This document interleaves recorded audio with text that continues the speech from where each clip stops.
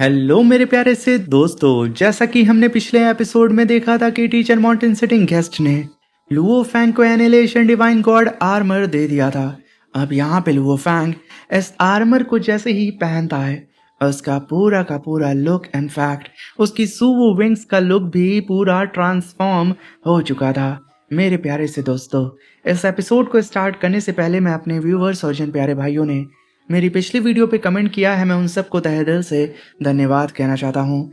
साथ में मेरे प्यारे से दोस्तों, आप लोगों की डिस्प्ले पे जो ऐड शो कर रहा है, अगर आप लोग अपने लिए एक अच्छी जींस और टी शर्ट चेक शर्ट खरीदना चाहते हैं, वो भी 300 से और 400 से कम में, वो भी ब्रांडेड, तो आप जा करके इन सारे ही टैग किए प्रोडक्ट पे क्लिक करके उन चीज़ों को चेकआउट कर सकते हैं। ये सारी ही चीज़ें आपकी डिस्प्ले पे शो कर रही होंगी। और अब हम बिना देर के इस शानदार से एपिसोड को स्टार्ट करते हैं। इस एपिसोड के स्टार्टिंग में teacher mountain sitting guest Luo Fang को परेशान होता हुआ देख के उससे कहते हैं कि लुओ फैंग, इतना मत सोचो, अभी सिर्फ अपनी ट्रेनिंग पर ध्यान दो। वो मिस्टीरियस एंशियंट रूइंस और स्टार टावर दोनों ही बहुत ऊंचे लेवल की टेक्निक को अपने अंदर समेटे हुए हैं। उन्हें अच्छी तरह मास्टर करो पहले, और जिस दिन तुम यूनिवर्स लॉर्ड बन जाओगे, उस दिन बिना सुप्रीम ट्रेजर वाले स्ट्रॉन्ग ऑफ द यूनिवर्स का भी सामना कर सकोगे। मैं उस दिन का सच में बहुत ही बेसब्री से इंतजार करूंगा, और मैं आशा करता हूं कि वो पल बहुत ही जल्दी आएगा। ये कहने के साथ वो लुओ फैंग से कहते हैं कि अब मेरे जाने का वक्त आ चुका है और तुम भी नाइनाबाद से बाहर निकल चुके हो। ये कहने के साथ teacher Martin sitting guest Luo Fang को छोड़ के अब वहां से जाने के लिए बिल्कुल तैयार हो चुके थे।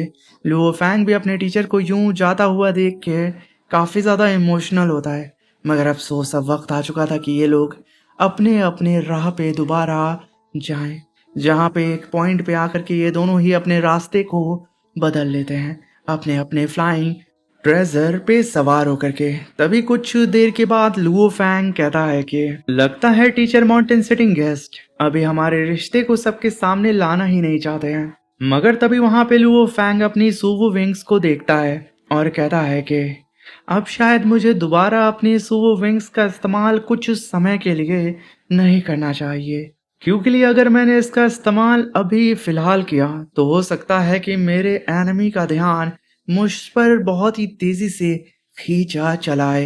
इसलिए कुछ पल के लिए मुझे शांत रहना होगा और दुनिया को यही सोचने देना होगा कि मेरी रियल बॉडी मर चुकी है और मेरे सारे ट्रेजर्स भी हमेशा के लिए खो गए हैं। ये कहने के साथ लुओ फैंग अपने आर्मर को पहनता है और यूनिवर्स के अंदर कई सारे पावरफुल बीस्ट का शिकार करता है। तभी लुओ फैंग कहता है कि अगले कई 100 सालों तक एंशियंट रूइंस डायग्राम का गहरा अध्ययन करते हुए और यूनिवर्स ओशियन में लगातार लड़ाइयां लड़ते हुए मेरी समझ और ताकत दोनों तेजी से बढ़ती गई, और आखिरकार रूइंस डायग्राम पर मेरी मास्टरी यूनिवर्स लॉर्ड लेवल तक पहुंच गई है। अब वक्त आ गया है ब्लैक रूइंस पिलर स्पेस जाने का और देखने का कि Lord of the 5 chaos Wu हुन ने उस चैम्बर के अंदर मेरे लिए क्या छोड़ रखा है। और तभी हम लुओ फैंग को देखते हैं जहां पे उसके हाथ में वो ब्लैक टोकन होता है और वो अपने मिनी यूनिवर्स को समन करते हुए अपनी टेरिफाइंग पावर को महसूस करता है, जहां पे एक दफा फिर लुओ फैंग ने यूनिवर्स ओशियन के अंदर, यूनिवर्स बोर्ड के अंदर अनगिनत लाशों को बिछा दिया था। तभी सीन शिफ्ट होता है।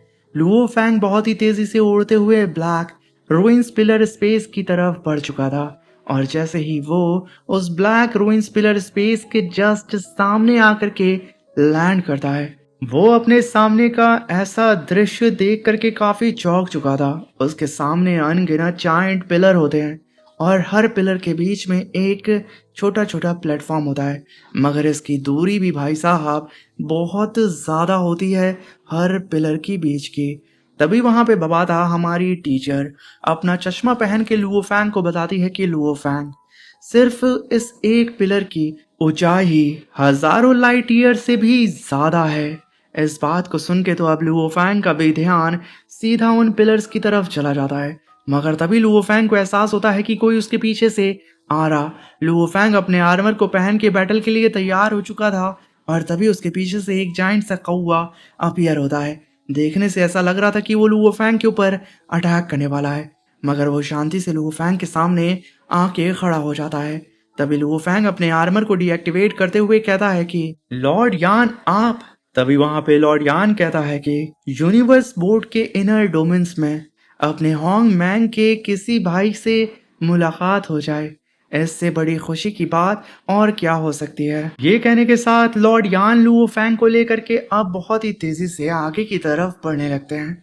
तभी वहां पे लॉर्ड यान लुओ फैंग को बताते हैं कि लुओ फैंग, ये ब्लैक रूइंस पिलर अपने अंदर बेहद गहरे एंशियंट रूइंस समेटे हुए है।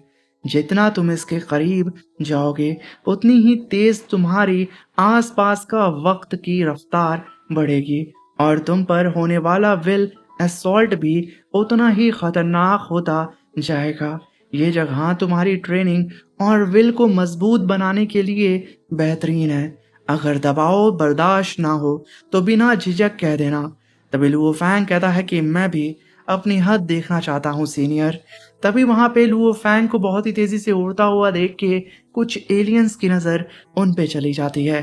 तभी सिल्वर एलियन आसमान में लुओ फैंग और लॉर्ड यान को देख के कहता है कि लॉर्ड यान यिंग, उनके साथ जो उड़ रहा है, क्या वो सिल्वर विंग्स ओ लॉर्ड लुओ फैंग नहीं है? तभी वहां पे ग्रीन एलियन लुओ फैंग को देख के कहता है कि मुझे याद है, आज से लगभग 600 साल पहले जब वो पहली बार यूनिवर्स ओशियन में आया था, तब उसकी lord of the five chaos Wu Hun के साथ नाइन अब्बास में जबरदस्त जंग हुई थी। मगर मैं यहाँ पे एक बात सोचता हूँ, उन दोनों के मरने के बाद आखिर सिल्वर विंग्स ट्रेजर और एनिलेशन डिवाइन गॉड आर्मर किसके हाथ लगे होंगे? आज वो दोनों खजाने किसके पास हैं? मेरे दोस्त, ये अभी तक एक राज बना हुआ है। तभी वहां पे हम लुओ फैंग को देखते हैं और लॉर्ड यान को देखते हैं, जो बिना ही किसी चीज की परवाह किए आगे उड़ते हुए जा रहे थे। मगर तभी वहां पे बबाता की नजर अपने सामने स्पेक्ट्रियल चैम्बर के ऊपर पड़ती है और वो लुओ फैंग से कहती है कि लुओ फैंग, लगता है यही वो स्पेक्ट्रियल चैम्बर है। तभी वहां पे लुओ फैंग कहता है कि पता नहीं इनमें से कौन सा chamber lord of the five chaos Wu Hun के ब्लैक टोकन से जुड़ा हुआ है। ये कहने के साथ वो आगे बढ़ने लगता है। तभी वहां पे लुओ फैंग के बगल में उड़ते हुए लॉर्ड यान उसे देख के अपने मन में कहते हैं कि मैंने इतने लंबे वक्त तक ट्रेनिंग की, अपने विल पावर को सालों तक तराशा, और इसने तो मुश्किल से ट्रेनिंग की है, फिर भी ये इतनी आसानी से यहाँ तक कैसे पहुंच आया, वो भी मेरे साथ साथ और आगे ये चल रहा है। तभी लुओ फैंग कहता है कि लॉर्ड यान, यहाँ वक्त की रफ्तार पहले से 200 गुना से भी ज्यादा हो चुकी है। तभी लॉर्ड यान कहते हैं कि जहां मैं आमतौर पर अपनी विल को मजबूत करता हूँ, वहां टाइम फ्लो करीब 1100 गुना तेज है, और यहाँ के strongest of the universe Lord by जुई का ट्रेनिंग एरिया तो सुना है 1,30,000 गुना से भी ज्यादा टाइम फ्लो रखता है। लुओ फैंग यहाँ पे बहुत ही गंभीर होकर के लॉर्ड यान से इस जगह के इंफॉर्मेशन को सुन रहा था और उन्हें समझने की कोशिश कर रहा था।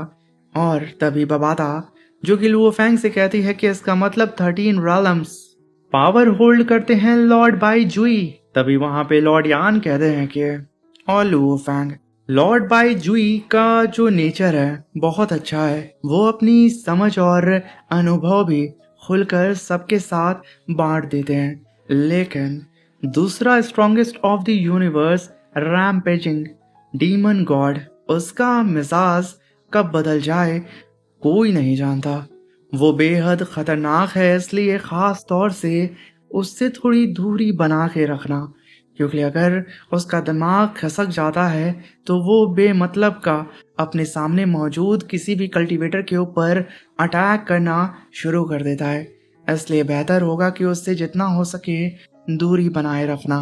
इस बात को सुन के लुओ फैंग हामी भरता है और वो लोग उड़ते हुए बहुत ही तेजी से और डीप में जाना शुरू कर देते हैं। जैसे जैसे वो लोग इस जगह की गहराई में जा रहे थे, वैसे वैसे यहाँ पे जो टाइम फ्लो था वो बढ़ते जा रहा था। और यहाँ की जो विल पावर होती है वो लगातार लुओ फैंग और सीनियर लॉर्ड यान को सप्रेस करने की कोशिश कर रही थी। मगर तभी वहां पे एक लेडी एलियन लुओ फैंग और लॉर्ड यान को आगे की तरफ उड़ता हुआ इतना गहराई में जाता हुआ देख के कहती है कि वो छोटा सा इंसान सच में इतनी गहराई तक आखिर कैसे पहुंच गया। तभी वहां पे लॉर्ड यान जमीन पे आके लैंड करते हैं और लुओ फैंग से कहते हैं कि मैं यहीं ट्रेनिंग करता हूँ, मिल्की वे गैलेक्सी लॉर्ड लुओ फैंग। मैं यहाँ पे देख पा रहा हूँ कि तुम यहाँ के विल प्रेशर को आराम से झेल पा रहे हो, वाकई कमाल की बात है। और इसके आगे मैं तुम्हारे साथ नहीं जा सकता हूँ क्योंकि ये मेरी आखिरी लिमिट है। तभी लुओ फैंग उन्हें थैंक यू बोलता है रास्ता दिखाने के लिए और तुरंत उड़ते हुए वहां से अब अकेले रास्ते को कंटिन्यू करने के लिए आगे बढ़ जाता है। लुओ फैंग की रफ्तार को देख करके पीछे मौजूद ग्रीन एलियन कहता है कि एक इंसान वाकई इतनी ऊंचाई तक उड़कर आ गया है। ये मैं कभी सोच भी नहीं सकता था। ये सब कुछ मेरी सोच से यकीनन परे है। वहीं पे लुओ फैंग आगे उड़ते हुए कहता है कि अब यहाँ का जो टाइम फ्लो है वो बहुत तेजी से बढ़ रहा है। 1500 गुना अब 2300 गुना ज्यादा बढ़ चुका है यहाँ का टाइम फ्लो। तभी वहां पे सिल्वर एलियन लुओ फैंग को देख के कहता है कि ये तो silver wings overlord Luo Fang है। ये वाकई इतनी दूर तक आखिर कैसे पहुंच गया है बिना किसी रुकावट के। सबके होश यहाँ पे उड़ने लगे थे। मगर तभी लुओ फैंग के ऊपर नजर गॉड आई क्लैन की कल्टीवेटर लॉर्ड जिंग यान की पड़ जाती है और वो गुस्से में आकर के यहाँ पे लुओ फैंग को घूरने लगती है। और वहीं पे लुओ फैंग के ऊपर अब विल प्रेशर बहुत ही ज्यादा पड़ने लगता है और यही लुओ फैंग की लिमिट थी। लुओ फैंग तुरंत जमीन पे लैंड करते हुए कहता है कि मैं 3000 गुना तक आगे आ चुका हूँ और शायद अब ये अच्छी जगह होगी मेरी विल पावर को मजबूत बनाने के लिए। मगर तभी लुओ फैंग जैसे अपना अगला कदम जमीन पे आगे बढ़ाता है, लॉर्ड जिंग यान अपनी पावर को अनलेश करके लुओ फैंग को अपने इल्यूजन के अंदर कैप्चर कर लेती है। तभी लुओ फैंग पलट के कहता है कि लॉर्ड जिंग यान फिर से गॉड आई क्लैन के कल्टीवेटर से मुलाकात हो गई। तभी लॉर्ड जिंग यान कहती है कि सिल्वर विंग्स ओवरलॉर्ड। मगर तभी बबाता लुओ फैंग को बताती है कि लुओ फैंग लॉर्ड जिंग यांग की ताकत यूनिवर्स लॉर्ड स्टेज 5 तक पहुंच चुकी है। वो लॉर्ड ऑफ द 5 केओस वो उनसे जरा सी भी कम नहीं है और इसकी सबसे खतरनाक ताकत सोल अटैक और इल्यूजन है। तभी वहां पे लॉर्ड जिंग यान अपनी पावर को अनलिश करते हुए लुओ फैंग से कहती है कि जब हमारी मुलाकात हो ही गई है तो इससे किस्मत समझो। आज मैं lord of the ultimate arrow Jue Jian और लॉर्ड ऑफ द 5 केओस वो हुन की तरफ से तुम्हारा खास स्वागत करूंगी। तभी हम देखते हैं कि लॉर्ड जिंग यान के ये दोनों ही काफी खास मित्र होते हैं, जिनमें से लुओ फैंग से लड़ने की वजह से Lord of the ultimate arrow मारा जा चुका था, पूरी तरीके से वो इरेज हो गया था और वहीं पे वो हुन अपनी बैटल बॉडी को डिस्ट्रॉय कर बैठी थी। तभी वहां पे लॉर्ड जिंग यान अपनी पावर को अनलेश करके cycle of annihilation illusion domain को क्रिएट करती है। लुओ फैंग जैसे ही इस डोमेन के अंदर फंसता है उसकी बॉडी उसके कंट्रोल से बाहर आ जाती है और तभी वहां पे लॉर्ड ऑफ द जिंगयान कहती है कि इसका पूरा मजा लो लुओ फैंग, और जब तक तुम्हें सच का एहसास होगा तब तक तुम खुद ही धूल में बदल चुके होगे। इसी के साथ मेरे प्यारे से दोस्तों ये शानदार सा एपिसोड यहाँ पे खत्म होता है। नेक्स्ट एपिसोड देखना चाहते हैं तो जल्दी से 2K लाइक और 500 कमेंट को कंप्लीट कर दें। Thank you for watching. Bye bye, love you all.